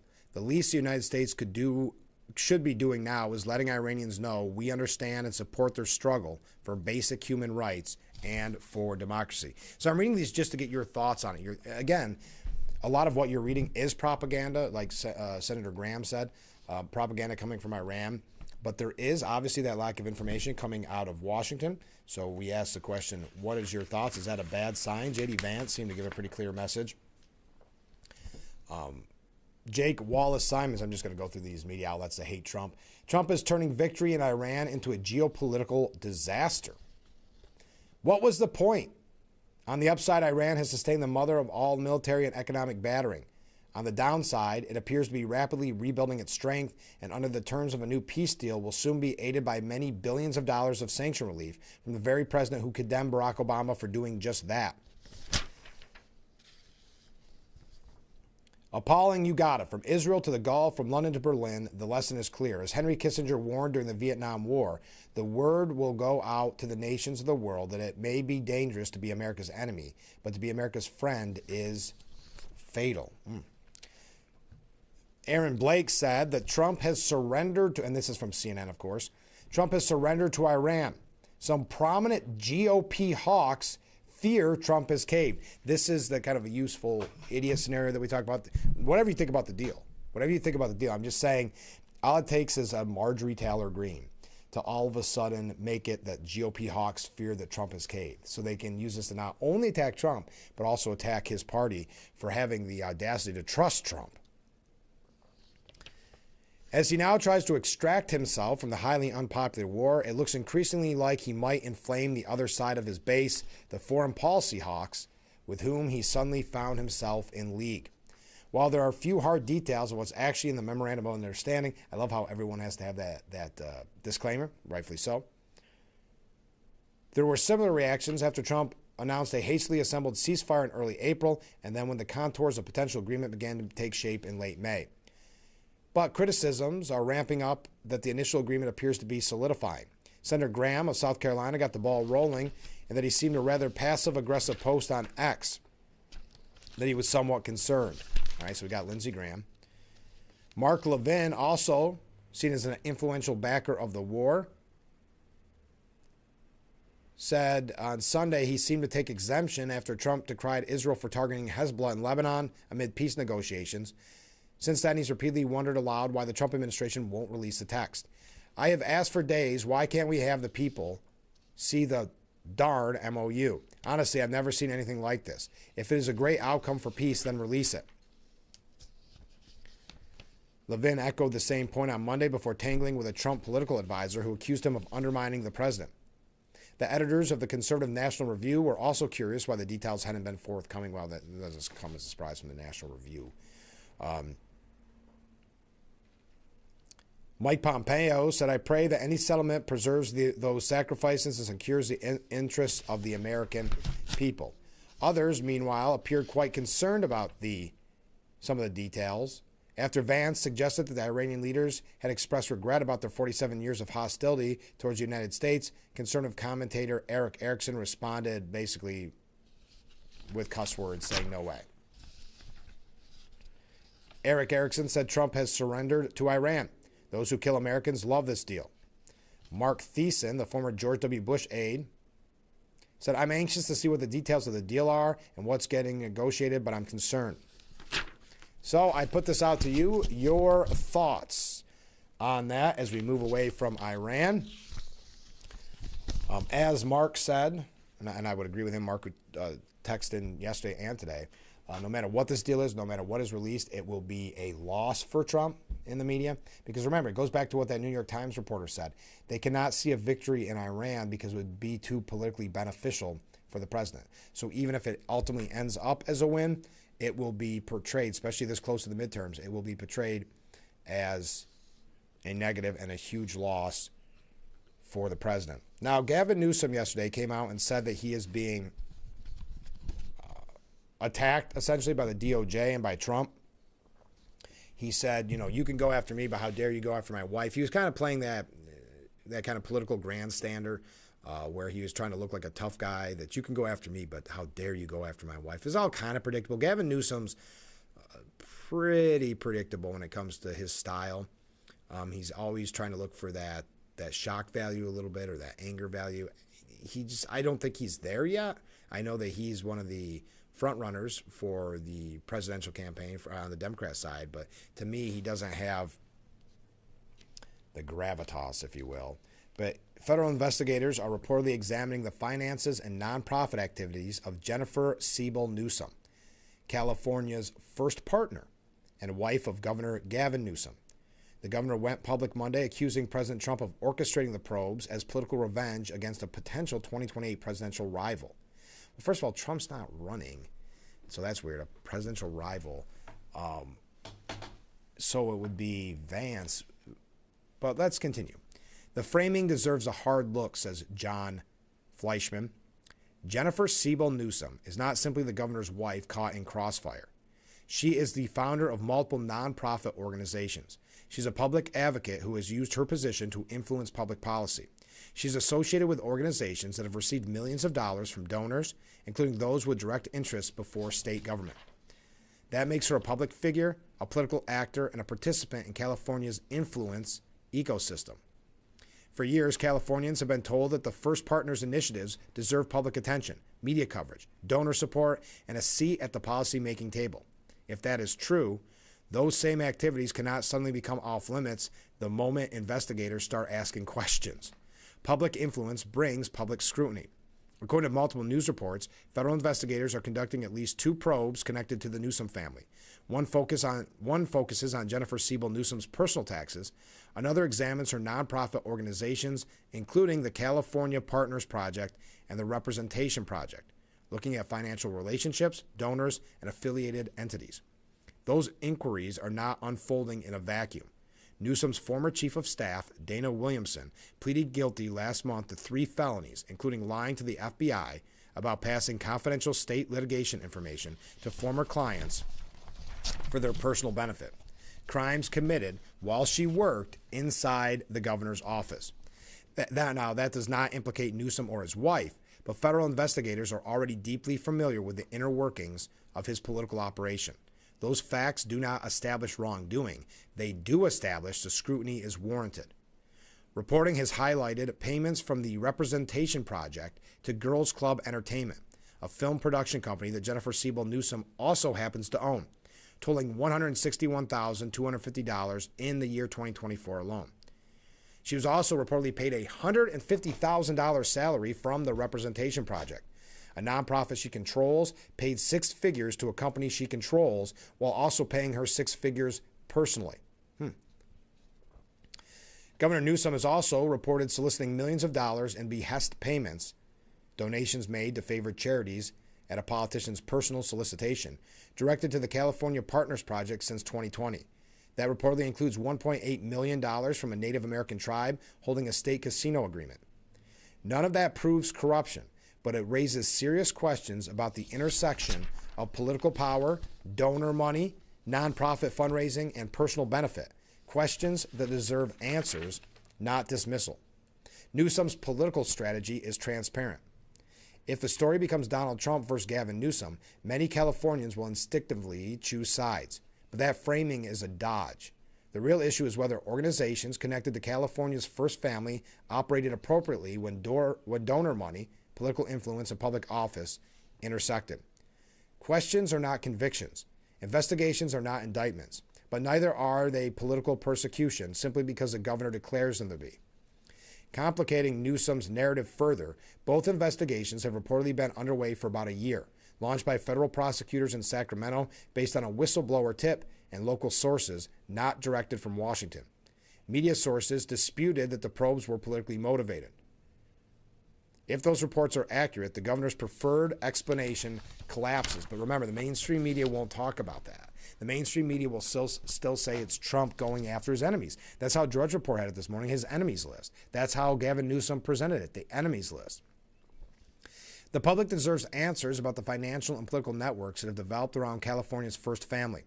Californians should reject the demand that those networks are somehow beyond scrutiny. The governor can call it a vendetta. Californians should call it accountability. I thought there's a good piece by Jonathan Fleischman, longtime strategist in California politics. So he is going to play the victim. He is going to also play the tough guy who, how dare you go after my wife? But there are some serious concerns here that need to be looked into. We'll see how, we know how the media is going to spin it, but we'll see where it leads. But we got to take a short break already. Whew. We got some waves. We got some comments coming in. Keep them coming in. We got plenty to talk about. You can continue to weigh in on Iran. We do have some New York State issues, perhaps, that we'll be able to get to a little bit later on. A couple things here just about Donald Trump in general. So stay with us. We'll be right back with Frankly Speaking here on WYDC TV. Big Fox.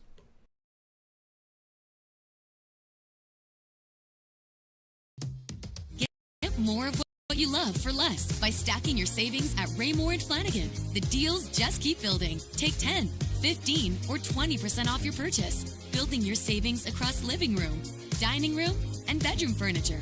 It's all on sale. And get in-stock items delivered in 3 days or less.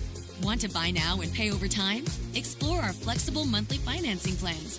More style, more savings with up to 20% off. Only at Raymore and Flanigan. My Faye is a veteran. He was a combat medic in the Army.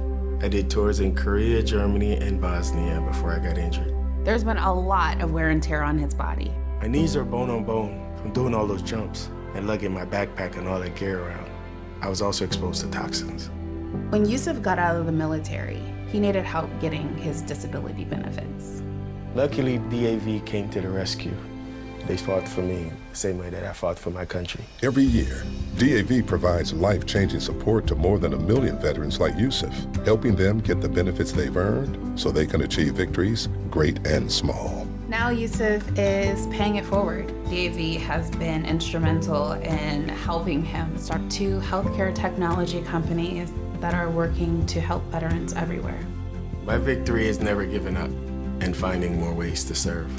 He's pretty amazing. Support more victories for veterans. Go to DAV.org. Hi, I'm meteorologist Brandon Weathers. Enjoy a pleasant and comfortable day out there with some sunshine, topping off around 76 degrees. Overnight, we will see temperatures in the low to mid 50s with a few showers possible. Additional shower and thunderstorm chances on Wednesday in the upper 70s. Then, as we look at the later part of the week, there will be a system crossing the area, bringing some rain chances and changes to our temperatures. Looking at a cooler and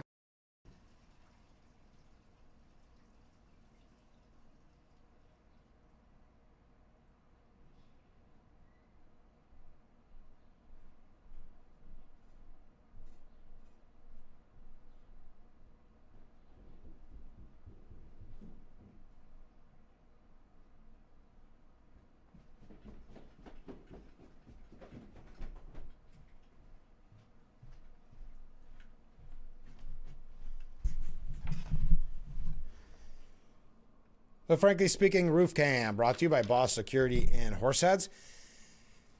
Contact them today for all your business and home security needs. We are back broadcasting live from the Hesselson studio. A couple comments from viewers. Good morning, Franco. Good morning. If that Fox merger goes through, I sure hope they don't charge us for the stuff we're already used to.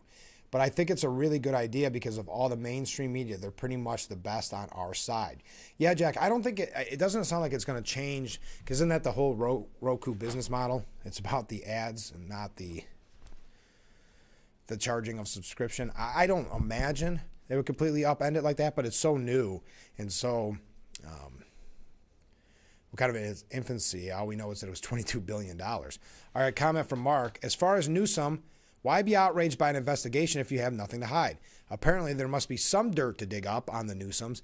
Yeah, he definitely went on a tantrum, that's for sure. But 2 really good questions. But yeah, going back to what you said, Jack, I would agree. I don't think they'll change the whole Roku business model. I think this is more about getting in people's homes to sell the ads and the buys. And to Mark, I think you're right. They kind of protest a lot, don't they? Okay, where do we want to go from here? All right, Rick actually brought this up on yesterday's program. The Lincoln Memorial Reflecting Pool still needs some algae emancipation.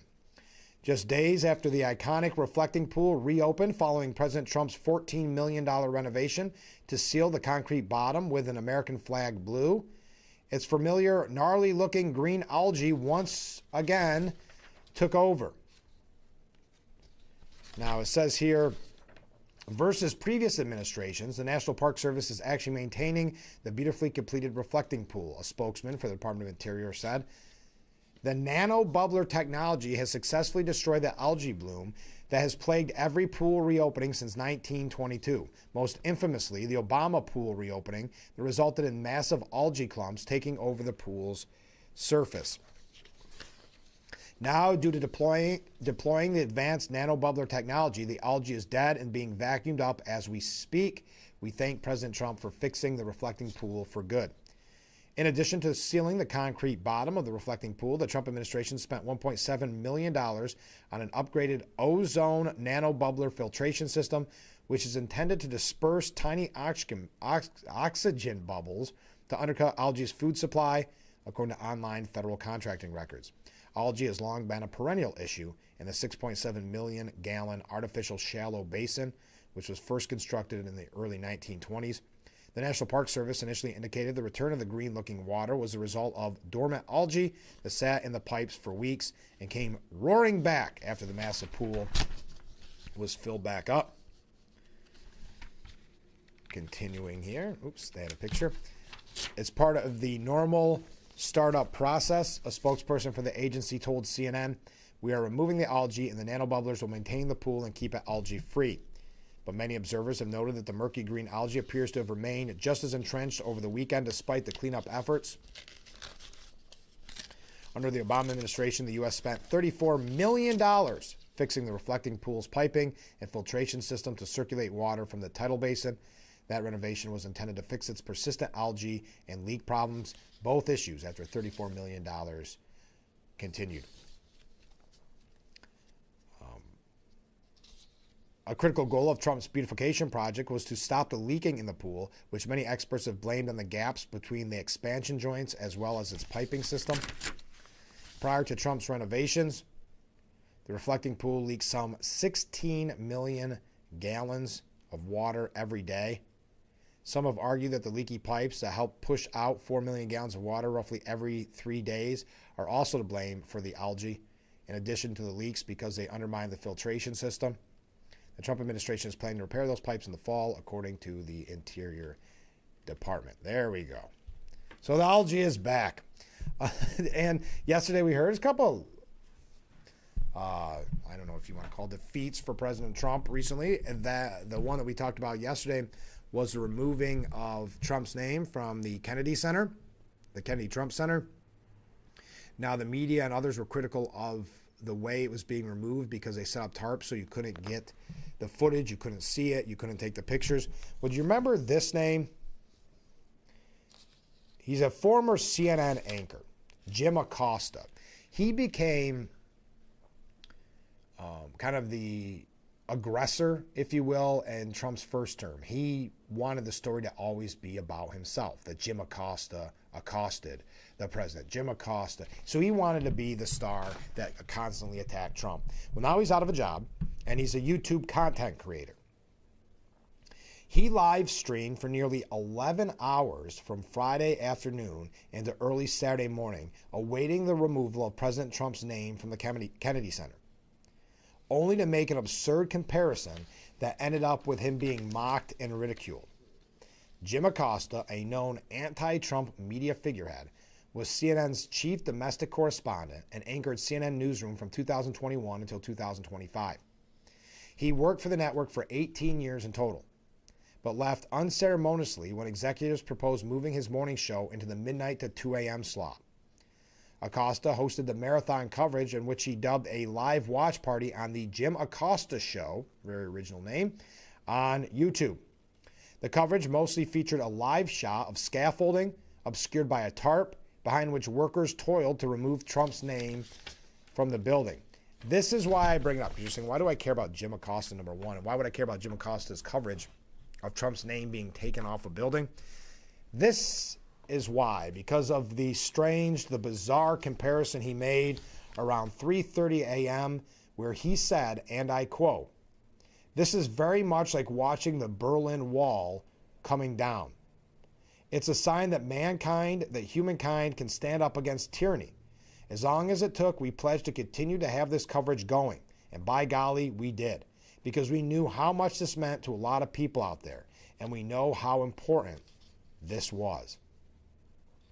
So taking Trump's name off of the Kennedy Center is akin to the Berlin Wall coming down. This is very much, I got to read this again. This is very much like watching the Berlin Wall coming down. It is a sign that humankind can stand up against tyranny. As long as it took, we pledged to continue to have this coverage going. And by golly, we did. Because we knew how much it meant to a lot of people out there. And we know how important this was. Wow. Before the climax of Acosta's evening, he had given up on the stream and retired to bed, leaving his producer behind to keep watch. He missed the removal of the letters, but was alerted to the going-ons by his producer. It looks like they are potentially touching the letters. I can't say whether or not they're removing them, but it looks like there might be progress. So yes, it appears they are moving the letters. I don't know if you guys can see it, but they're loosening the letters. The letters are coming down officially, so this means I'm probably going to have to give Jim Acosta a call, and he's not going to be very happy because he will be woken up.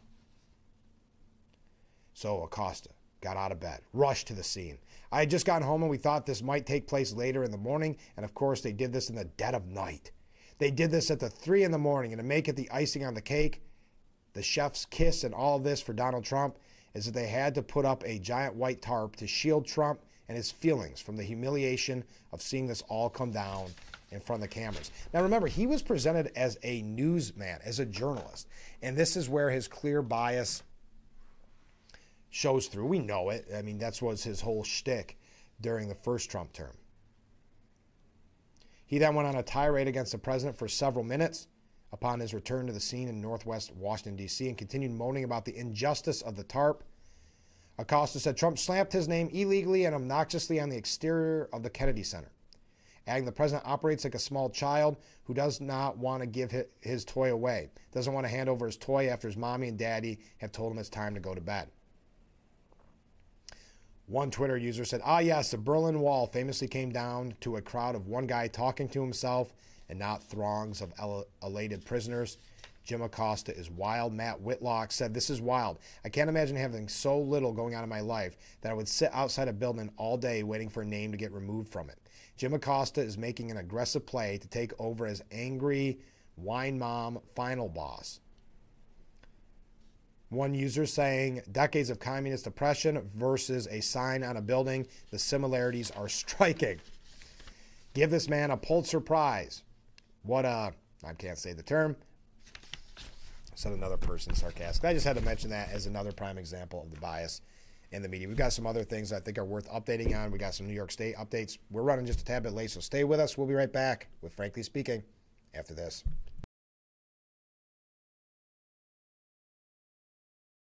When you visit Carpenters, Phillips, and Flint's, our goal is to always make every family feel like they're at home. Our 3 locations each have their own unique qualities to them, so when a family comes to us at the time of need, we have the options. Every family we serve is different, and what they're looking for is different. We have to be able to allow the family to tell their story, and everyone's story is unique to them. Visit carpentersphillipsflint.com to learn more about our family-owned funeral homes. Home isn't just a place on a map. It's where we raise our families, where we work hard, where we look out for each other. Chemung County has always been built on grit, not excuses. And when something matters this much, you don't walk away from it. You stand up, you show up, you fight for it. Home is worth fighting for. I'm doing this for my family and the families of Chemung County.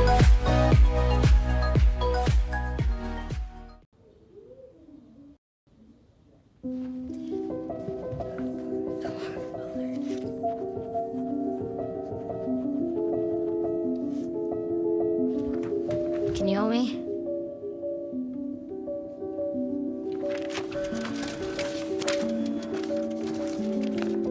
Mom, Dad, we're going out. Thank you.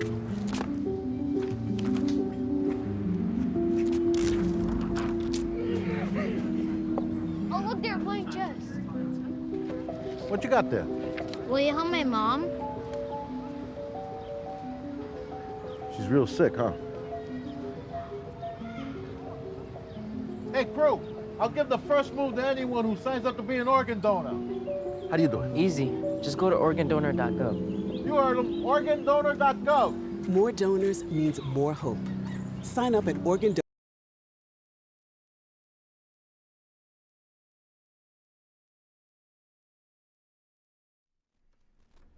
The Frankly Speaking Roof Cam brought to you by Boss Security in Horseheads. Contact them today for all your business and home security needs. We are back, broadcasting live from the Hesselson studio at Mark Street in Corning. Ken writes in, I agree that in many instances, proving that our politicians are lying to us would be a heavy lift and she said situation. But making it a crime would at least be an effort to put them on the same footing as the general public. And there are many situations that are easily provable, and even the most corrupt politicians wouldn't dare to flagrantly lie about. Anyone that pays attention to politics can clearly see that the misinformation being fed to the public by our politicians is exponentially getting worse every year.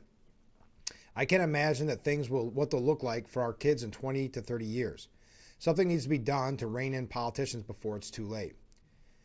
Possibly a multi-layer approach, illegal for politicians to lie to the public, term limits would be great. Term limits, insider trading elimination, yearly ethics reviews, forcing the media to honestly report the facts. Doing nothing will never fix the problem. Somehow the public needs to wake up and pay attention. I agree, Ken. I was just saying I don't know the answer. I think we've got to be very careful on how it's enforced, I guess would be the term I was trying to say. But I think what you raise is a great point that, yes, politicians lying has become worse and worse year after year. I do think term limits would play a major role in changing Washington right away. But I just don't know who enforces it. I guess that's what it boils down to. So I understand what you're saying, but that is my own thing. But you raise a great point. Okay, Representative Robert Garcia, the top Democrat at the House Oversight and Government Reform Committee, said acting Attorney General Todd Blanche and other Trump administration officials are likely to face subpoenas, quote, on day one of a Democratic majority if the party takes control of the lower chamber after the midterm elections. This is no surprise. He's just saying out loud what we already know. It will be 2 years of investigations, impeachment. He said, in the last few months, it feels like Republicans have decided that they're done. Todd Blanche has said this investigation is over. The president called it a hoax. They've stonewalled getting information. So it's clear that that's been the direction, I think, probably from the White House. What was that in reference to? I guess about Epstein. Now, James Carville. Okay, I got to get your opinion on this.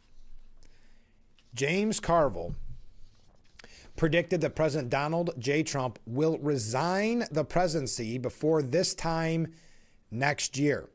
Citing the looming midterm elections in November as the catalyst, Republicans narrowly control the House but are expected by many to lose the lower chamber. To take the Senate, meanwhile, Democrats would need to net 4 seats. Carville said on Politics War Room's podcast, Trump has no earthly idea of what's coming for him. They're not telling him. The vote against him in November is going to be like breathtaking. Brilliant.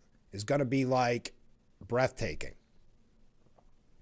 He can't stay awake, Carville continued before alluding to a report last month that quoted one of the president's advisors saying that he says he's bored with the Iran war.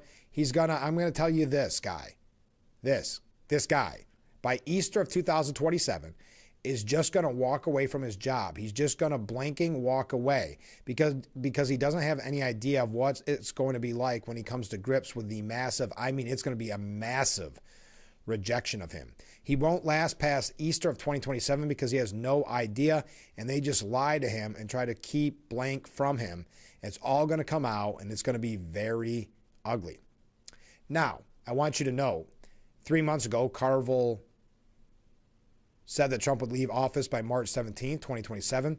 His latest prediction of next Easter would mean a deadline of March 28, 2027. So he bought himself about a little over 10-day wiggle room. Do you see a scenario where Trump walks away, resigns from the presidency of the United States?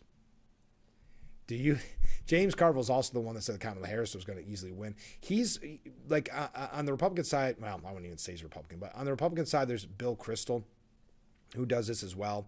You throw out all these predictions and you're wrong time after time after time, and somehow you still have the confidence, and I find this so shocking, the confidence to go out and make another failed prediction. And at what point, kind of to Ken's point, at what point are you no longer reputable? What point do you no longer have any kind of clout that you should be given an opportunity to have that soapbox? I mean, Bill Kristol, if you go back, he hated Trump. He was a never Trumper. He said that Trump, this is in his first term, wouldn't, make it to Christmas, meaning in the election, he would drop out before Iowa, that he would be destroyed, none of that happened, of course. He embarrassed himself, and yet he's still on these programs. Not as much as he used to be because he lost so much credibility, but still on these programs, embarrassed himself. Same with James Carville. It just happens to be he always predicts a massive Democrat win. And in this case, it would be a win for the Democrats that Trump would resign. Okay. Variety, we're just going, for some reason, today's a lot about the attacks on the President of the United States. We mentioned, this is scary, and God bless the FBI on this, thwarting that attack at the UFC fights. arresting 5 people in connection with the drone attack plot against the White House UFC Freedom event. What they were trying to accomplish was to start a drone attack, which would draw attendees running to a certain area where they would have snipers. They were caught and arrested. But speaking of the UFC 250 Freedom event, I've heard from so many people that said it was just amazing. I did not get an opportunity to watch it yesterday, but I heard that it was fantastic. I didn't watch it Sunday. It was too late, but I wanted to watch the rerun. But I'm looking forward to the optics. Variety magazine blasted Donald Trump for hosting the event at the White House. Idiocracy. At no point has the Trump presidency more closely resembled a scene out of Idiocracy, Mike Judge's 2006 satire about a society that abhors intellectualism, than on Sunday night as the White House played host to UFC Freedom 250, a series of MMA brawls on the South Lawn, ostensibly meant to commemorate the 250th birthday of America, but really was to honor the 80th birthday of the President, Donald J. Trump, a man whose thirst for adulation and public spectacle will never be quenched. What now? You don't have to be a fan of UFC or MMA to have appreciated the views and pageantry of the event. The flyover, the atmosphere, the crowd, and the impressive feat for constructing the platform, stage, and stands on the White House lawn, all paid for by UFC, not American taxpayers. Stern was also furious that the garish ceremony was broadcast on Paramount Plus. Why? Because it's owned by CBS. The garish ceremony was broadcast live on Paramount Plus, a streaming platform owned by David Ellison, a Trump loyalist who's been reshaping CBS News to be more MAGA-friendly. I like that, more MAGA-friendly. Could you maybe look at it as to not be biased? Again, the media they continue to lose all credibility. But when you had 4 years of covering Biden with kid gloves, and then we've seen the attacks on Trump for the last 2 years, they've lost all credibility. And when someone comes in the newsroom and says, hey, let's get back on track and be fair and unbiased, that's when they are in a tizzy. That's when their anger really gets to them. Somehow it seems doubtful Stern would have the same complaints if, say, MSNBC broadcast a garish Biden administration event celebrating Pride Month or something similar, because it's not about UFC, David Ellison, or any sane, rational complaint. It's just blind hatred of Donald Trump, writes Ian Miller, and anything that can even be tangentially related to Trump. Not to mention that reshaping CBS to be MAGA-friendly simply means trying to inject some objectivity into the reporting and broadcasts. But Stern is so used to every media broadcast and outlet she consumes being tilted in her political direction that equality feels like imbalance. Was Stern done there? No, of course not. When Joe Rogan described the event as a surreal experience, Stern somehow related it to January 6th. I'm not sure if it was more surreal than seeing a violent mob of thousands of Trump supporters lay siege on the Capitol, with some smearing their own feces on its walls on January 6th. So that's the real reason for the column. Stern is an angry liberal, someone whose entire perspective on the country, on sports, on entertainment is based on the ideology of the president. When it's a Republican, every event, every moment, every movie must be judged through that lens. When a Democrat is in charge, it's the opposite. When the Biden administration had any number of bizarre performances, celebrations, and statements, Stern and those like her angrily denounced anyone who criticized them. But now that there's a celebration of America's anniversary with a special sporting event, break out the outrage. It's lazy, it's repetitive, and it's predictable. It's politically motivated left-wing criticism in a nutshell. Yes, I've heard people that even, I would say maybe non-political, or maybe even lean a little bit to the left, saying it was hard not to get a little bit of emotion when they had the flyover and the national anthem playing and the White House in the background. Again, I haven't had an opportunity to watch it, but I did see a couple quick clips, and it looked like an amazing event. Well, what happened? Everybody wants to talk about UFC, I guess. But yes, and speaking of UFC, I know I'm running late. And I say this to our liberal friends because we know there's a lot watching. If something seems to confirm your worldview a little too much, take a step back. And the right can take a lesson from this too. Take a step back, take a breather, and find out if it's accurate. Because there's so many people running with this tweet yesterday that Eric Trump was trying to get insider information from Daniel Cormier, that he was trying, do you know anybody that's hurt? As if a multi-billionaire family is going to go on FanDuel and bet $50 with insider information? Or what's he going to put? Hundreds of millions of dollars to actually make a difference in his bank account? But again, so many people ran with it. So both Eric Trump and Daniel Cormier denied that this was true. It was all AI generated. It's completely fake. But so many people went online and were sharing it because, again, it fit their worldview perfectly. But we got to take a break. Running late. Stay with us. A lot of comments coming in. I can't wait to read them. We'll be right back with Frankly Speaking after this.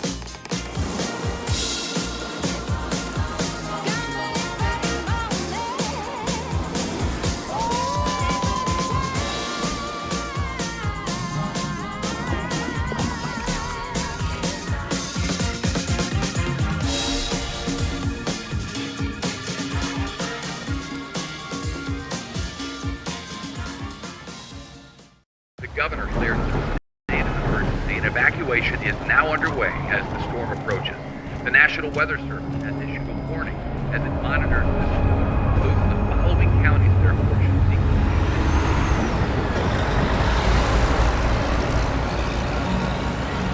seek. Convoy of Hope is ready to help you prepare for the next storm. Visit convoy.org/prepare.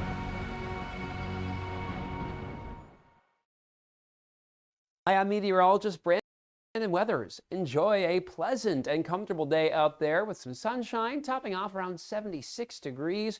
Overnight, we will see temperatures in the low to mid 50s with a few showers possible. Additional shower and thunderstorm chances on Wednesday in the upper 70s. Then, as we look at the later part of the week, there will be a system crossing the area, bringing some rain chances and changes to our temperatures. Looking at a The Frankly Speaking Roof Cam, brought to you by Boss Security in Horseheads. Contact them today for all your business and home security needs. We are back, broadcasting live from the Hesselson studio. Some comments from viewers. Mark writes, in no way will Trump walk away. He is a strong man. It's just wishful thinking from James Carville. I know it is. And he wants to get attention. Comment from a different person who believes that they have changed. Not I. The old saying, you can put lipstick on a pig, it's still a pig, makes perfect sense to me. I would agree. And Ken writes in, Carville is getting more and more deranged. He is desperate to get attention and be invited to talk on opinion shows and podcasts. It's the only way he can make money, and he isn't getting invited on as much. But he's ratcheting up his TDS and swearing more. Yes, he's swearing a lot. He had that, and it's very uncomfortable, and it's kind of one of those things that it was unsettling, where he was actually praying to God to be filled with more hatred for Trump, if you remember that. The interesting about James Carville, and you're right, he's not getting the attention. And you had a lot of Democrats turning on him, the younger Democrats, the socialists, because he was considered, and he is, the old guard. So he saw the writing on the wall, the old attacks that he used to use against perhaps other Democrats, or, that guy's got to get out, he doesn't know. They were using on him, saying he's the old guard. He's the Andrew Cuomo's, he's the Chuck Schumer's, he's the James Carville. And the younger Democrat Socialists of America don't want that age group represented whatsoever. That's the direction the party is going. Speaking of, just for whatever reason, we're talking about these attacks by pop culture, media, because it's important to know that they're not going away. Well, Robert De Niro said that he can't love a country that's led by President Trump during a speech at a Rise Up, Sing Out event in New York City, arguing that loving the U.S. at this moment in time was comparable to an abused spouse saying they love their abuser. First of all, how corny does an event called Rise Up, Sing Out sound, by the way? Just out of curiosity. De Niro explained during his remarks that he signed a letter protesting late-night host Jimmy Kimmel being taken off the air in September, and said he took issue with one of the lines in the letter that said, "We love our country regardless of political affiliation." The phrase, "we all love our country," stuck in my throat, he told the crowd, because our country isn't so lovable right now. I hate to say it, but loving our country is starting to sound like an abused spouse saying they love their abuser. I can't love a country that starts stupid and inhumane wars, killing thousands of innocents and indirectly causing the death and suffering of millions more. I can't love a country that takes health care away from millions of people and uses that money to enrich their pals in the Trump-Epstein class. I can't love a country that sends out masked militias to shoot citizens in the streets, torture our neighbors, and separate families. I can't love a country that's led by a racist, misogynist, xenophobic tyrant. And let me say it, I can't love the country that's led by Donald Trump and his sycophant Congress. Now, the White House decided, Stephen Chung decided to respond. Robert De Niro is a washed-up has-been who hasn't been relevant in 30 years. Now he just beclowns himself by spewing hate speech and inciting violence against others. Instead of embarrassing himself every time he speaks, he should seek immediate treatment for a debilitating case of Trump derangement syndrome that has rotted his peanut-sized brain. All right, there you are. We got to take a break. Get ready. We're almost done here, folks, so stay with us. Get those comments in. We'll be right back. More cars, lower prices. Simmons Rockwell. Whether you're in the market for new, used, or certified pre-owned, Simmons Rockwell locations across the Twin Tiers have more of what you're looking for with our best price right on the windshield. Make car buying simple when you drive your deal at a Simmons Rockwell location near you, where you'll always find more cars at lower prices. Time to go to the gym? The health club is not an option? Come to Hesselson today and see why swim spas and fitness systems can fit into anyone's yard and budget. 12-foot, 14-foot, 15-foot, 18-foot dual temperature hot tubs and swim spas are all on display in Hesselson's indoor and outdoor showroom. Try before you buy. 0% interest-free financing options are available on every Hesselson swim spa. Swim and exercise year-round and start making every day better. After 70 years, it's still fun to poke in the corners at Hesselson's. I don't know about that, man. Excuse me. Right, Ink? Come on, man. No. Ooh. You're kidding, right? Actually, I do know. I'll text. You drive.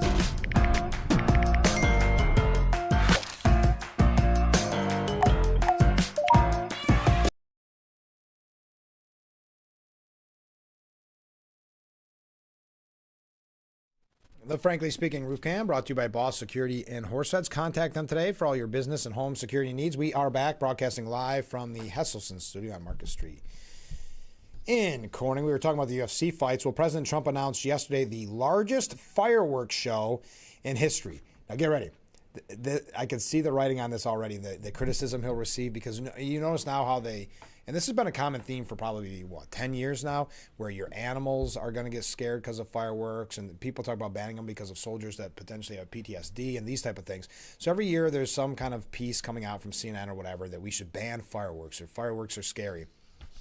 So for Trump to be holding the largest fireworks show in history, you can already see the writing on the wall of how do you protect your pets if you live in and around Washington. But I'll continue. On July 4th, and I'd say the biggest takeaway is another line he has in this. On July 4th at the Lincoln Memorial and Washington Monument in beautiful and safe Washington, D.C., we're going to host the most spectacular Trump rally of them all, a tribute to America. The huge celebration, Trump said, will honor our country's people, spirit, strength, resolve, and triumphs.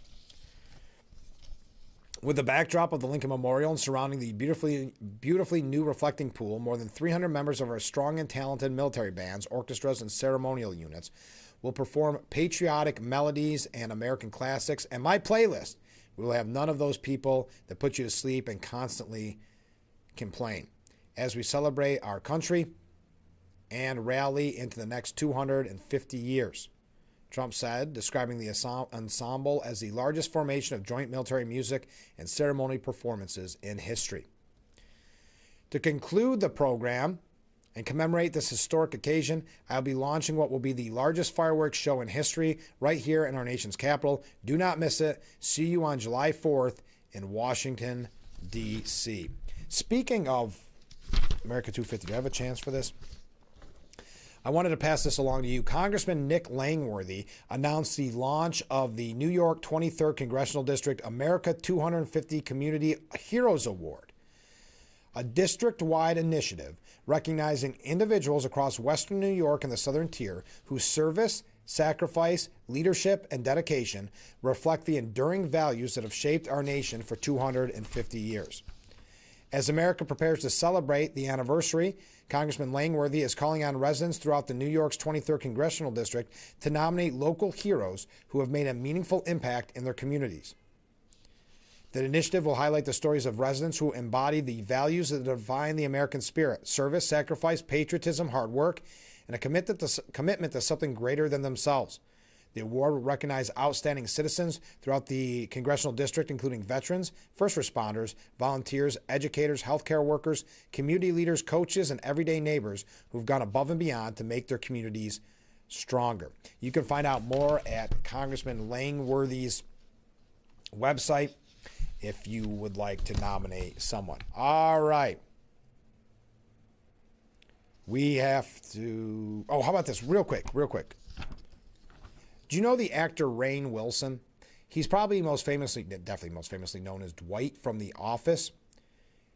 He said the political right, I guess since we're talking about De Niro and things like that, but the political right is all up in arms about Graham Plantner's tattoo.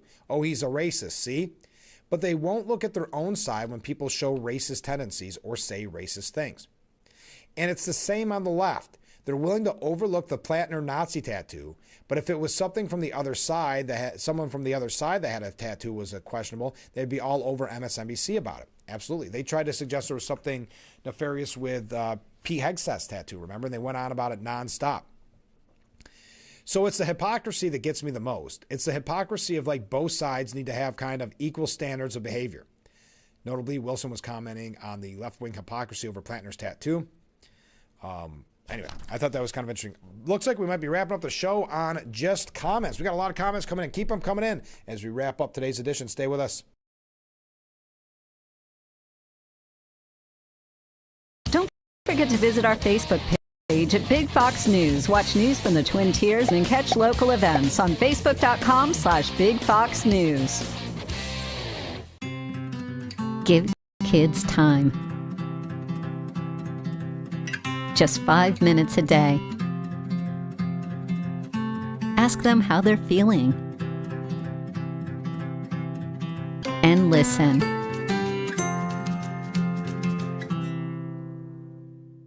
Tens of thousands of New Yorkers live in nursing homes and long-term care facilities. They're neighbors, friends, and family members. When they feel their well-being is jeopardized, the Long-Term Care Ombudsman Program is there to help. Ombudsmen educate, empower, and advocate for long-term care residents. They investigate complaints, resolve issues, and facilitate improvements. Long-term care residents or their loved ones who have questions or concerns should contact AIM Independent Living Center at 962-8225. Hi, I'm meteorologist Brandon Weathers. Enjoy a pleasant and comfortable day out there with some sunshine, topping off around 76 degrees. Overnight, we will see temperatures in the low to mid 50s with a few showers possible. Additional shower and thunderstorm chances on Wednesday in the upper 70s. Then, as we look at the later part of the week, there will be a system crossing the area, bringing some rain chances and changes to our temperatures. Looking at a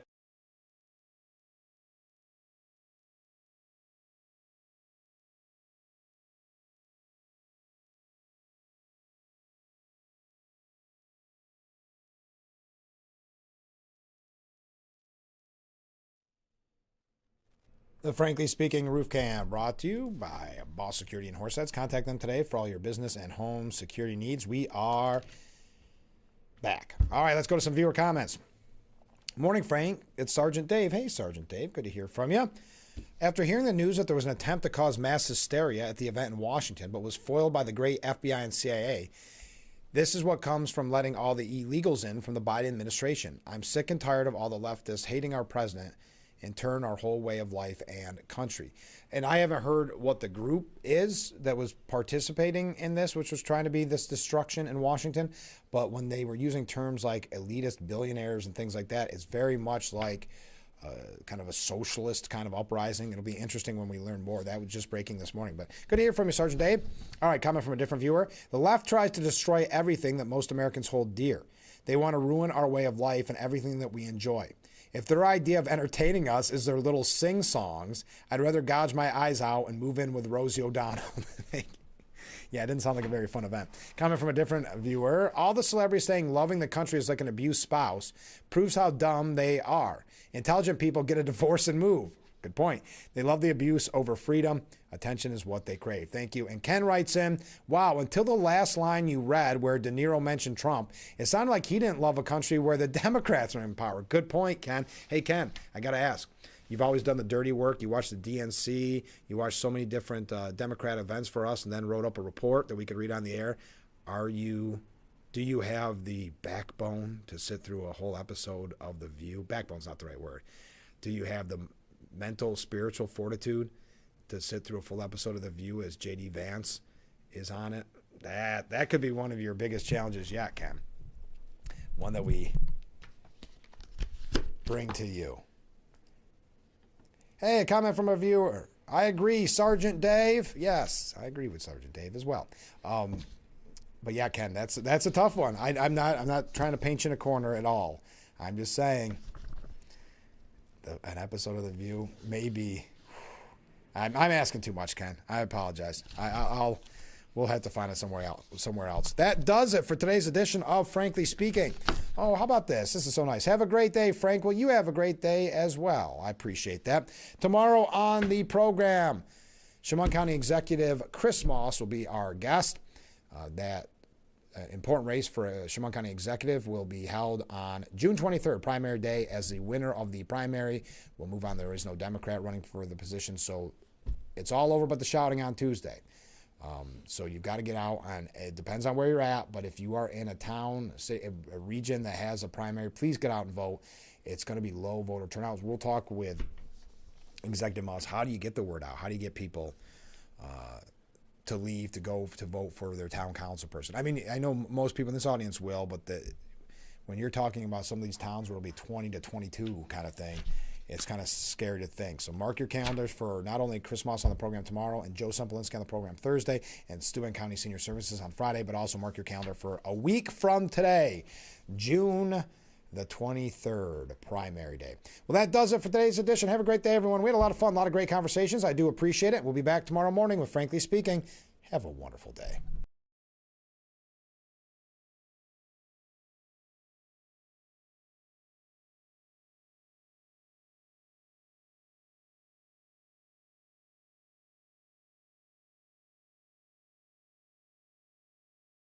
When you're online, don't forget to visit our Facebook page at Big Fox News. Catch up on news from the Twin Tiers and hear about local events.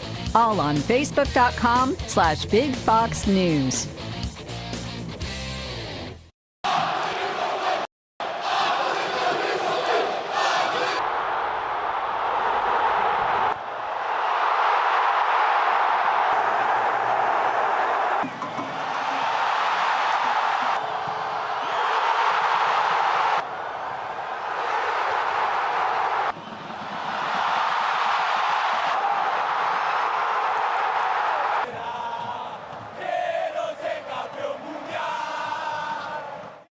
What better start or end every day than relaxing in your very own Hesselson's hot tub?